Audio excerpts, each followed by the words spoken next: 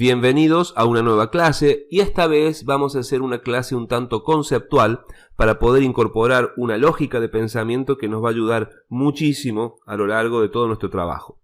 Y aquí tenemos un ejemplo muy simple que nos va a ayudar a poder identificar cómo construir fórmulas complejas anidando unas fórmulas dentro de otras. En esta tabla tengo primero una columna con 3 números. Luego un promedio de esos 3 números, para lo cual usamos una fórmula que ya conocemos, que es igual a promedio y la referencia a los rangos de celdas donde se encuentran esos números que queremos promediar. Entonces nos dio un resultado que es 37,3333. Luego tenemos otra fórmula que es para redondear ese número y la hacemos también con una función que ya conocemos, que es igual a redondear y entre paréntesis la referencia a la celda que queremos redondear y luego la cantidad de dígitos que queremos que tenga ese número después de 0. Entonces hemos logrado obtener un promedio redondeado, lo hemos logrado, hasta ahora lo venimos haciendo así, pero el problema es que tuvimos que hacer dos cuentas, tuvimos que hacer dos fórmulas para llegar hasta aquí. Tal vez querramos lograr esto sin utilizar este procedimiento, sino en una sola fórmula hacer el promedio y redondearlo. Para ello entonces te decía que el concepto que vamos a usar es el de anidar. Si te acuerdas algo que hablamos antes, cuando hacemos una referencia a una celda, estamos llamando al contenido de esa celda en este momento para poder operar con él.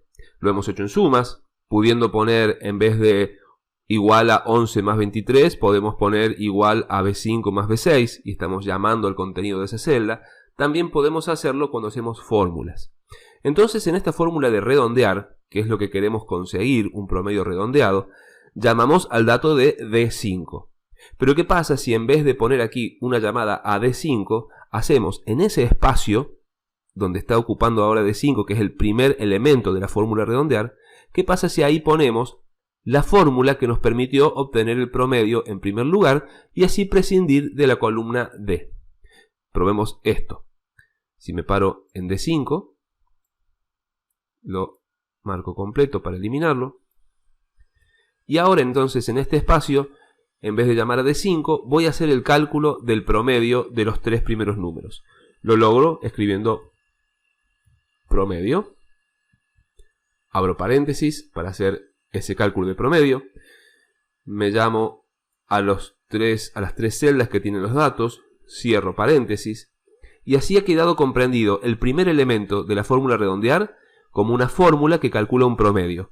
Y luego, el segundo elemento de la fórmula redondear es el 0, que le dice cuántos dígitos quiero que tenga. Veamos qué pasa si pongo Enter. He obtenido un resultado que es el promedio redondeado. Antes, este resultado dependía de la columna promedio. Si yo hubiera eliminado esta columna, esta fórmula me hubiera dado error. Vamos a eliminar promedio. Y como ves, esta fórmula por sí misma alcanzó para obtener el dato que yo quería. ¿Se entiende esto? Espero que sí. Si hay alguna dificultad para comprenderlo, porque esto puede ser un poco más complejo, vuelve a ver el video y si persiste la duda, escríbeme. Vamos a hacer ahora un ejemplo con lo que veníamos trabajando. Si recuerdas, obteníamos aquí el total de productos lavados durante la semana, luego un promedio que nos daba con decimales y luego un redondeo. Vamos a hacer el redondeo sin utilizar el promedio. Hacemos aquí en redondear.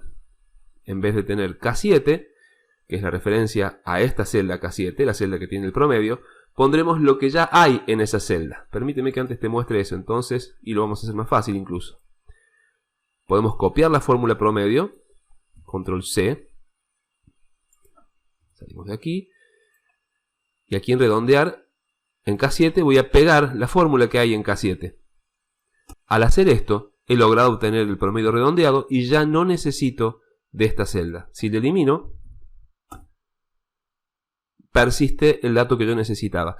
Fijémonos en qué sucede con esta otra celda. Esta segunda celda aún es dependiente de K8 porque nos está pidiendo redondear el contenido de K8. Si yo elimino K8, ahora esta celda me da 0. ¿Por qué? Porque está calculando que en K8 no hay nada y K8 con 0 decimales es 0. Si en cambio de tener aquí la referencia a K8 tengo el promedio del rango de celdas que van desde D8 hasta I8, y cierro paréntesis y pongo Enter. Ahora sí he obtenido el promedio sin necesidad de la columna K. Vamos a extender esto. Vamos a eliminar esta columna. Vamos a renombrar esta porque ahora es el promedio directamente. Y listo, voilà. Hemos prescindido entonces de hacer dos fórmulas y en cada una de ellas tenemos una fórmula anidada dentro de la otra. Espero que lo que hemos aprendido aquí tenga mucho valor para ti. Seguimos en la próxima clase y continuamos avanzando con Excel Masterclass.